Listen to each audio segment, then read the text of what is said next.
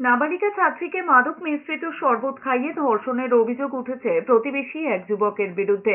ঘটনায় চাঞ্চল্য ছড়িয়েছে মালদার ইংরেজ বাজারের কোতোয়ালিতে। পুলিশ সূত্রে খবর, পরিবারের অভিযোগ একাদশ শ্রেণীর ওই নাবালিকাকে মদ খাইয়ে ধর্ষণ করেছেন প্রতিবেশী এক যুবক। শুধু তাই নয়, ধর্ষণের ভিডিও করে তা দেখিয়ে ব্ল্যাকমেলও করা হচ্ছিল পরিবারকে। এরপরেই স্থানীয় থানার দ্বারস্থ হয় তারা।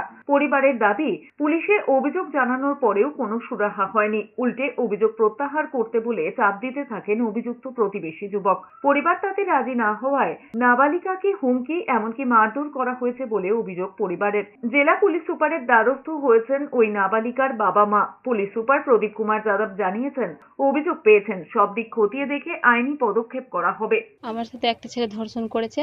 ধর্ষণ করার পরে সেই ভিডিওটা করে আমাকে ব্ল্যাকমেল করে, দিনের পর দিন ওই ভিডিওটা দেখিয়ে আমাকে ধর্ষণ করছিল, আমাকে ব্ল্যাকমেল করছিল, বলেছিল ইন্টারনেটে বা কোনো সোশ্যাল মিডিয়ায় পোস্ট করে দিবে।